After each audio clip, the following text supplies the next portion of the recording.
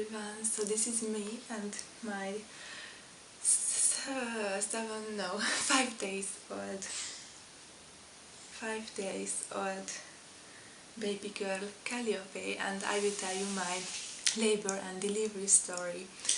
So the 25th May was like the fourth day that I had skin irritations. It was itching and tickling everywhere on my skin, on my back, on my hand, on my arms, on my legs, neck, and even on my head. So the 26th, the morning, when I get up and I thought that it's seriously getting worse, I passed some call. I called a midwife, and she said that I have to go to the emergency. She said I have to go to the emergency, but I think I should just have go to consult. And she told me to do it right away, because it could be bad for the baby. So I kind of started to panic a little bit. I was excited. I didn't thought though it's very dangerous. It seemed to be so weird. So I went to the emergency, and Mick wasn't here, my boyfriend. I called one of his friends because my boyfriend left me lots of numbers to call if something goes wrong. So I called one of his friends and he took me to the hospital, to the emergency. I had no hospital bag, I didn't take it. I had nothing really on me. And they did me some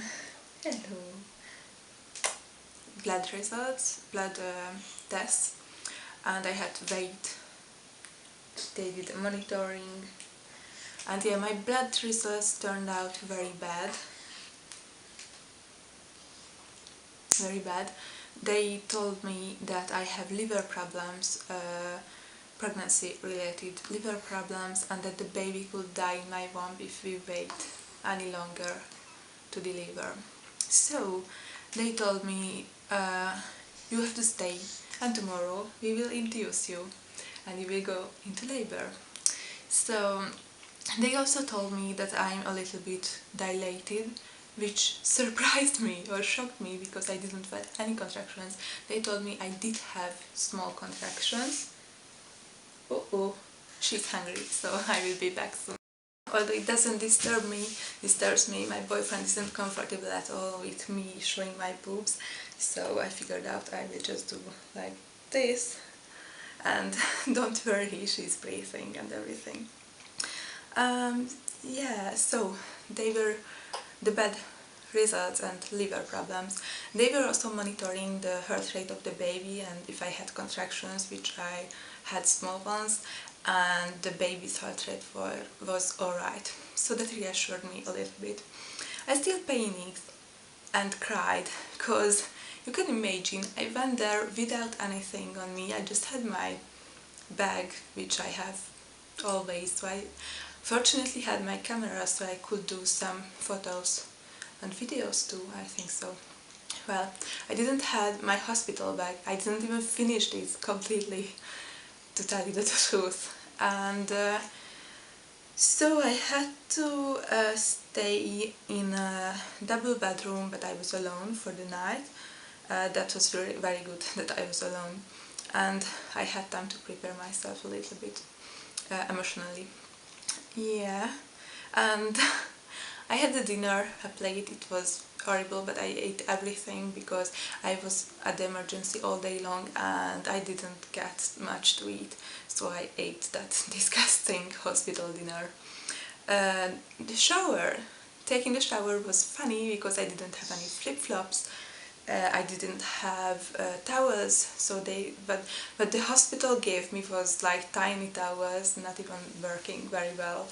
So yeah, they gave me a nightgown to sleep, and pads, and some hospital panties, so that was alright until the morning. So Mick was in Nazi moving that because yeah, I gave birth while we were still moving with boxes and everything. So he was in Nancy, which is 4 hours ride from here, Lyon in France, and he had things to do to give back the key of the old flat and take everything and clean up the flat. So when he finished, he took the car and he came here, and he was so tired, the poor thing. So in the night he couldn't come. He slept here in our new flat, and then in the morning he came like very fast. I slept 3 hours because at 3 in the morning I got up. I was so hungry I couldn't sleep. So in the morning of 27th May 2014, Mick arrived in the hospital, and he knew that was my inducing day, and he took everything, my hospital bag, all my stuff for the baby. I was so relieved, and I was so relieved he's there, because we wanted to do my labor and delivery together, and he wanted to be there, cut the umbilical cordon, and yeah, so around 8-9 o'clock they did some blood test on me, some urine test, and we just waited for the answer.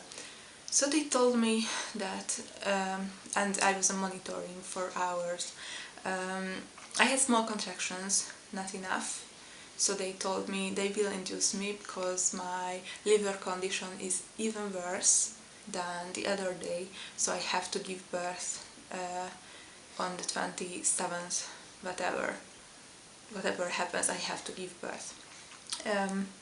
Around 12 o'clock around 12 o'clock we were in the room. Yeah, we had a nap with Mikkel. We were like just speaking about what will happen and how we are not ready for this. They induced me then, I don't know when, really, about 3 o'clock in the afternoon. So it was a vaginal inducement, I don't know, and it's hormonal, so it takes time. But they wanted to try this first. So I still had small contractions when they checked me, a little while after, and yeah, it's, you know, the numbers on the monitor were like 60, 70, 80, which is like a good contraction. This is already a normal contraction, but it didn't feel so painful.